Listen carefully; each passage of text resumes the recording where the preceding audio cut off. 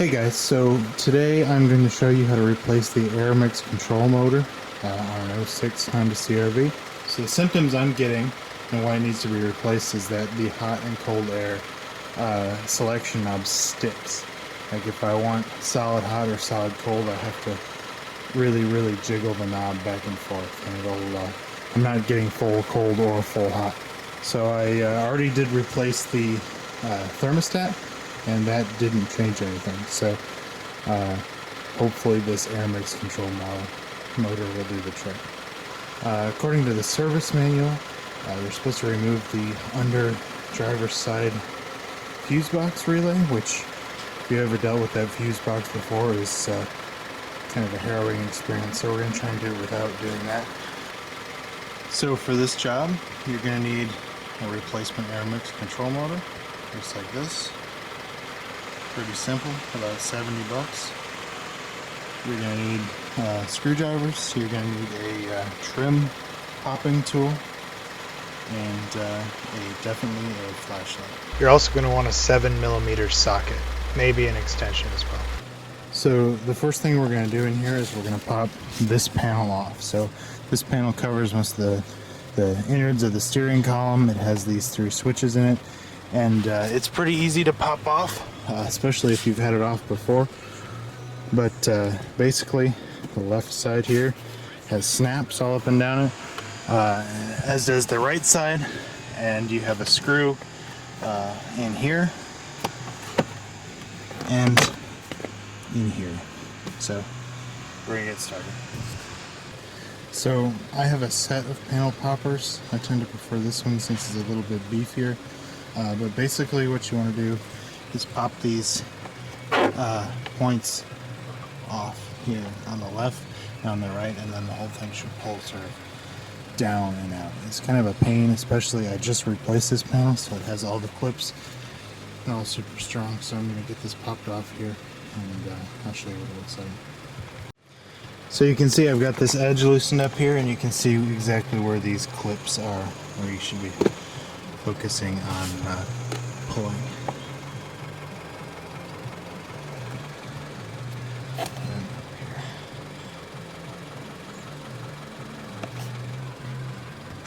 So after you get those ones on the left popped out, there's one little thingy here on the right, and that sort of pulls out.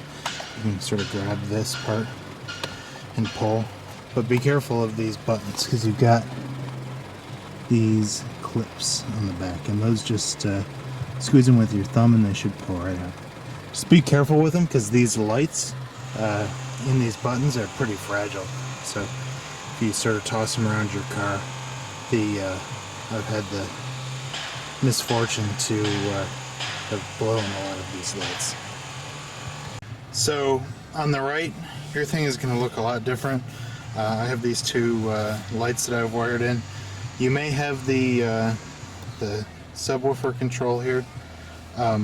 Just be careful when you pop this panel off that you don't jam those wires. But so since I have the left side off, I can sort of move around the bottom and pull outwards on the bottom right. And that should do the trick. Get this puppy off. Okay, so I got this panel popped. You can see the clip locations. There's one on the left there, one on the top right, and then there's a couple along the edge here. And don't be worried if in this process you pop one off. It took me well, an entire replacement panel to figure out how to do this without busting these stupid little clips. So don't worry if you do bust them. It still sort of sits in there. So I'm going to disconnect these wires so that I know what's up here, and we'll move on. Okay, so now we have this panel off, wires disconnected. We need to take, there's like a kick shield here. So the way this kick shield works is there's a little knob right here. You just turn it, and you can see, maybe you can see. You can see that that opens this up. Come on. Alright, and then on the left and right you have a clip, so pop down on the left and right. They're a little loose. So there's a clip there, drop it down, and then pull it forward. So I have this fuse box installed here. It's my front power distribution. You won't have any of this, so this will come right out real easy for you. Okay, so let me try and orient you here. So right there is a fuse box, right, with all the green connectors into it. That thing is a bitch to replace. So we don't want to mess with that, even though the guide says that we have to. But what I want to show you then is back in here. See that green connector up in there? Yeah, that's what we're going for. Let me see if I can zoom in. Yeah, there it is.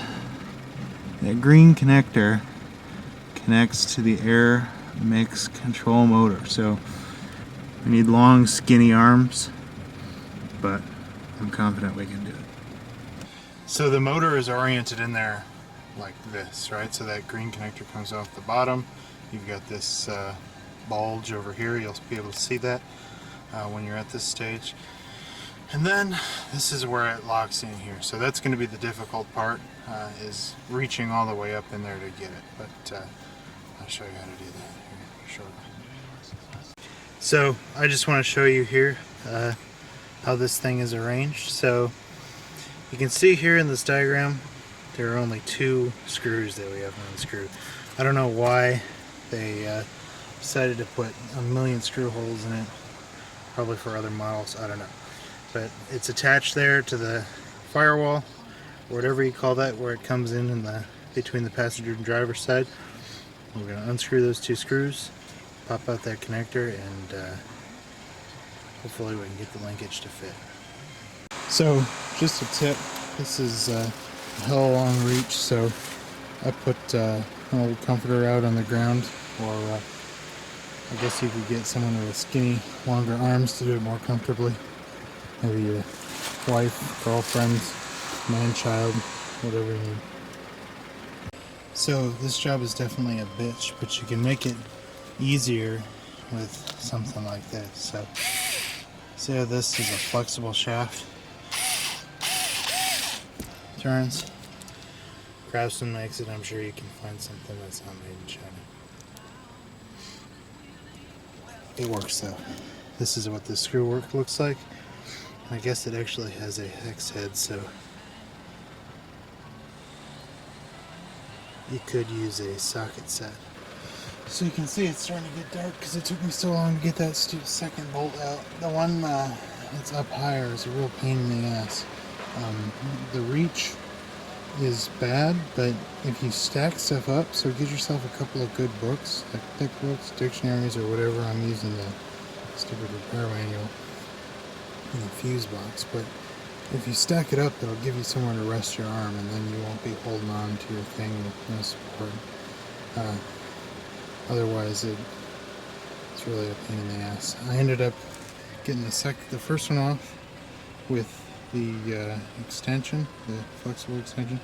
The second one is just this 7mm socket with just a little bit of play here. So that's how I ended up doing it.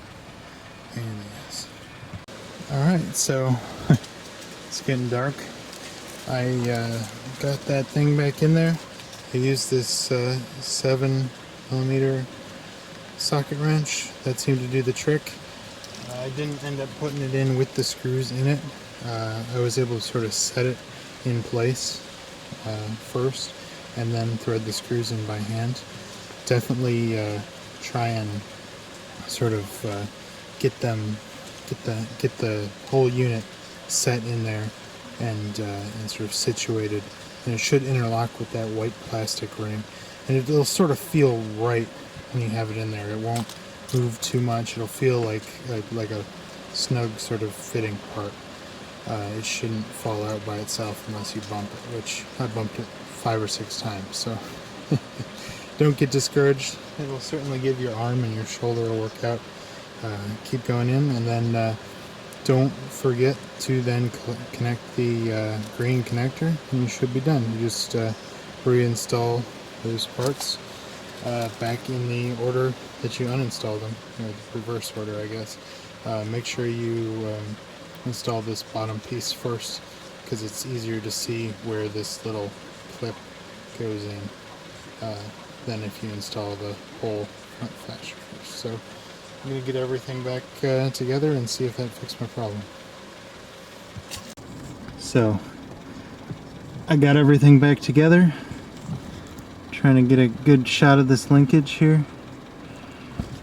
And you can see if I'm reaching over, I turn the air mix motor knob, and look at that. Back to hot. Now all the way to cold. Look at that. I now have movement here. So my problem is fixed.